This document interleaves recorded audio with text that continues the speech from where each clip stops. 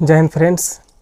आज हम इस वीडियो में बताने वाले हैं सार्जेंट का काम क्या होता है। बहुत सारे लोगों का प्रश्न था, हम लोग भी जब फॉर्म भरे थे तो जानकारी नहीं था, बस प्रायोरिटी में नंबर 1 दे दिए थे, सार्जेंट 2 नंबर पर दरोगा रहते, कोई जानकारी नहीं था।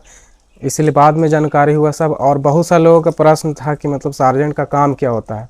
तो इस वीडियो में हम बताने वाले हैं कि सार्जेंट का मेन काम क्या होता है और दरोगा से वो कैसे अलग है। तो सबसे पहले हम बात करते हैं फॉर्म से लेकर। फॉर्म में ही 2 तरह का पोस्ट या 3 तरह का पोस्ट रहता है। जैसे एक दरोगा रहेगा, सार्जेंट हो सकता है, और भी एएसजे था पिछला एक बार 2446 में। तो प्रायोरिटी देना होता है 1 नंबर 2 नंबर 3 नंबर पर, आप किसको रखना चाहते हैं। तो फॉर्म भरने के बाद सीधा एग्ज़ाम से तो कोई रिलेशन नहीं, सब एक ही एग्ज़ाम देते हैं। फिजिकल में थोड़ा सा अंतर हो जाता है।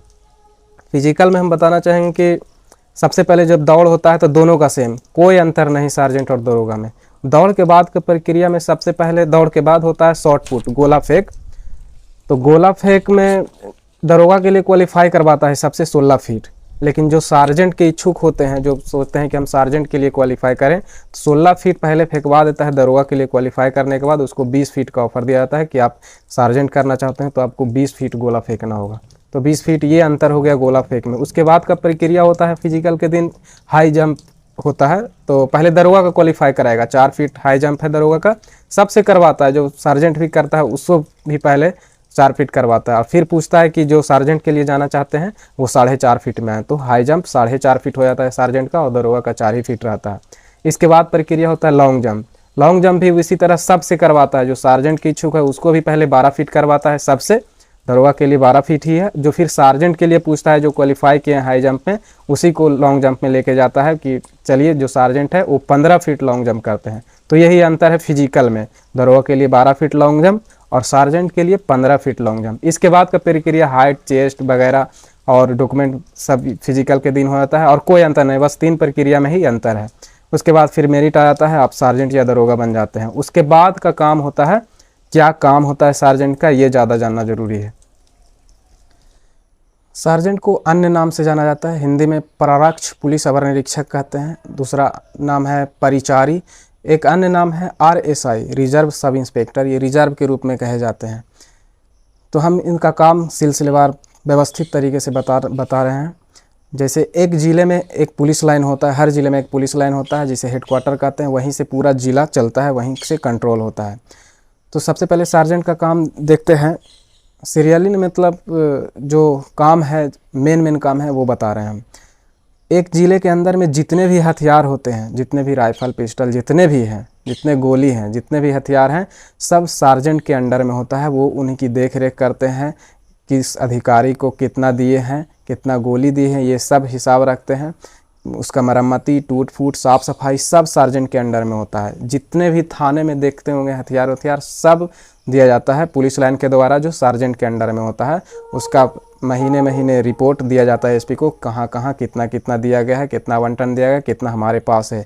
तो ये सार्जेंट के अंडर में होता है पूरा हथियार। और बताते हैं सार्जेंट का काम, ज़िले में स्थानांतरण, इस थाने से उस थाने में या कहाँ पे ड्यूटी लगेगा, ये सारा काम सार्जेंट देखता है। विभिन्न कार्यालयों में सार्जेंट की नियुक्ति होती है पुलिस लाइन के अंडर में, उसी कार्यालयों के द्वारा ये सब काम किया जाता है। तो सार्जेंट का काम बता रहे हैं कि ज़िले के अंदर में स्थानांतरण। एक सार्जेंट को यह भी पता होता है कि ज़िले में कितने सिपाही, कितने अधिकारी वर्ग, कितने शुरू से होमगार्ड से लेकर जितना तक ऊपर तक है, कितना संख्या है, कौन कहाँ नियुक्त है, किस थाने में कहाँ है, कब बुलाया जाएगा। हो सकता है कि कभी कभी बुला लिया जाए, किसी और काम के लिए भेज दिया जा सकता है दूसरे ज़िले में। तो ये सब काम सार्जेंट का होता है। आप देखते होंगे कि एक ज़िले के अंदर में जितने भी संपत्ति हैं, जैसे मोबाइल हो गया, टेबल कुर्सी फैन, कुछ भी जितना भी खरीदारी होता है वो सार्जेंट के द्वारा ही खरीदा जाता है।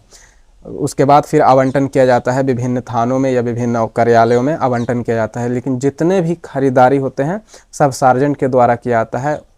इस एक प्रक्रिया के तहत उसको फिर रिकॉर्ड लिया जाता है, रिकॉर्ड में रखा जाता है। लेकिन जितने भी खरीदारी, जितने भी सामान आप देखते हैं थाने में हो या पुलिस लाइन में हो, सब सार्जेंट के द्वारा ही खरीदा जाता है। अन्य काम, एक थाने के, एक ज़िले के अंदर में जितनी भी पुलिस की गाड़ियां हैं, सभी गाड़ियों का कंट्रोल होता है सार्जेंट के पास में। वो किस थाने में कितनी गाड़ियां हैं, कितनी, और गाड़ी को कितना तेल चाहिए, गाड़ी मरम्मती होना चाहिए नहीं होना चाहिए, ये सब डिसीजन भी लेता है सार्जेंट। कितनी गाड़ियां हैं, कैसे हालात में हैं, अगर सही हालात में नहीं है तो उसको ठीक करवाना, मरम्मती करवाना, कितना खर्चा, ये सब हिसाब किताब सब सार्जेंट के अंडर में होता है। अन्य कामों में जैसे किसी काम को लेकर सज़ा मिल गया हो तो विभाग के अंदर में जो कार्रवाई होता है उसमें भी सार्जेंट इन्वॉल्व होता है, उस प्रक्रिया में शामिल होते हैं। कैसे क्या प्रक्रिया होगा ये सब सार्जेंट देखता है। जैसे हम बताएं कि इसका नाम RSI रिजर्व सब इंस्पेक्टर के रूप में भी इसका नाम है। तो अगर किसी प्रकार का असामान्य घटना घट जाता है तो SP के द्वारा कहीं भी भेजा जा सकता है, किसी तुरंत काम के लिए, त्वरित कार्रवाई के लिए कहीं भी भेजा सकता है। ऐसा नहीं है कि ऑफिस का काम है तो ये पुलिस लाइन में ही रहेगा, ऐसा बिल्कुल भी नहीं है। काम अगर पड़ गया तो जाया जा सकता है, कहीं भी भेजा जा सकता है। अन्य काम में जैसे सार्जेंट का होता है ट्रैफिक भी दिया जा सकता है। ऐसे तो सार्जेंट का काम, मुख्य काम में ट्रैफिक इन सार्जेंट के अंडर में ही होता है।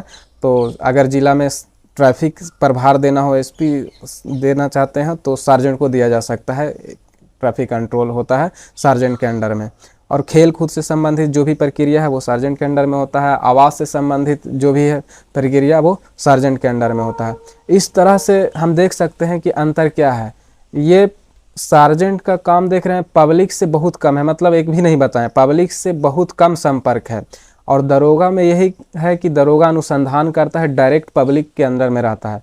तो ये दोनों मुख्य अंतर है दरोगा और सार्जेंट में, कि दरोगा अनुसंधान करता है, FIR लिखता है, सार्जेंट अनुसंधान नहीं करता, ये पुलिस कंट्रोल करता है।